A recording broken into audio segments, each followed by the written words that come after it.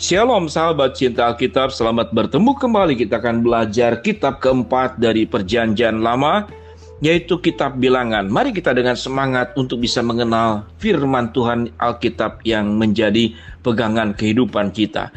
Kitab Bilangan, penulis Musa adalah penulis kitab Bilangan. Tanggal penulisan, kitab Bilangan ditulis antara tahun 1440 sebelum Masehi dan 1400 sebelum Masehi. Tujuan penulisan. Kitab Bilangan mengandung makna yang universal tanpa dibatasi waktu. Di kitab ini banyak berisi catatan terkait pertempuran rohani yang dihadapi orang percaya. Karena kitab Bilangan adalah buku yang mencatat pelayanan perjalanan umat Allah. Kitab Bilangan mencatat kejadian yang terjadi dalam rentang waktu ketika orang Israel menerima hukum, kitab Keluaran dan kitab Imamat, hingga persiapan masuk ke tanah perjanjian, kitab Ulangan dan Yosua.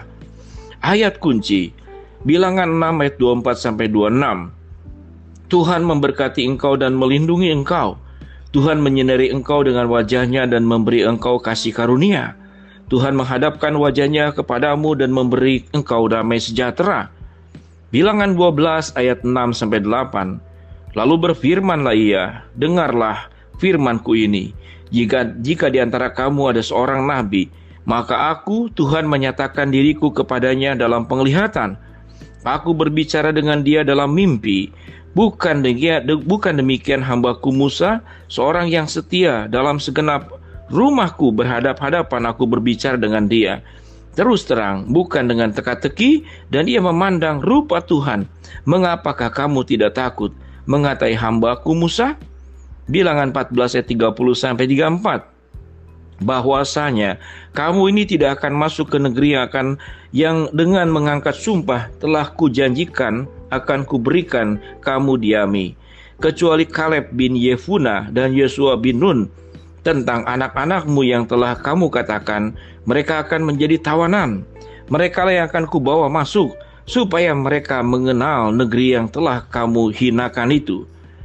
Tetapi mengenai kamu, bangkai-bangkaimu akan berhantaran di padang gurun ini, dan anak-anakmu akan mengembara sebagai penggembala di padang gurun 40 tahun lamanya, dan akan menanggung akibat ketidaksetiaan sampai bangkai-bangkaimu habis di padang gurun. Sesuai dengan jumlah hari yang kamu mengintai negeri itu, yakni 40 hari. Satu hari dihitung 1 tahun. Jadi 40 tahun lamanya kamu harus menanggung akibat kesalahanmu, supaya kamu tahu rasanya jika aku berbalik daripadamu. Rangkuman. Sebagian besar peristiwa yang terjadi dalam kitab Bilangan terjadi di padang belantara, sekitar tahun kedua hingga ke-40, di mana bangsa Israel sedang mengembara. 25 pasal pertama mencatat pengalaman generasi pertama Israel di padang belantara. Sedangkan sisa kitab ini menceritakan pengalaman generasi kedua. Tema tentang ketaatan dan pembangkangan diikuti dengan tema pertobatan dan berkat bisa ditemukan di kitab ini. Dan secara keseluruhan dinyatakan melalui Perjanjian Lama. Tema kekudusan Allah dilanjutkan juga dari kitab Imamat kepada kitab Bilangan, yang mengungkapkan instruksi Allah dan persiapan umatnya untuk memasuki tanah perjanjian di Kanaan. Pentingnya kitab Bilangan tersirat dalam penggunaan sebagai kutipan dalam Perjanjian Baru. Roh Kudus mengingatkan kisah dalam Bilangan dalam 1 Korintus 10 ayat 1-12. Ungkapan semuanya ini telah menimpa mereka sebagai contoh ketika sedang membahas dosa orang Israel dan murka Allah terhadap mereka. Dalam Roma 11 ayat 22, Paulus sedang berbicara mengenai kemurahan Allah dan juga kekerasannya. Itu merupakan rangkuman tentang pesan yang disampaikan kitab Bilangan. Kekerasan Allah bisa dipahami dari kematian satu generasi pembangkang dalam padang belantara. Mereka-mereka yang tidak pernah memasuki tanah perjanjian. Kemurahan Allah dapat ditemukan dalam generasi yang baru. Allah melindungi dan melengkapi kebutuhan umat ini sampai mereka mendiami tanah itu.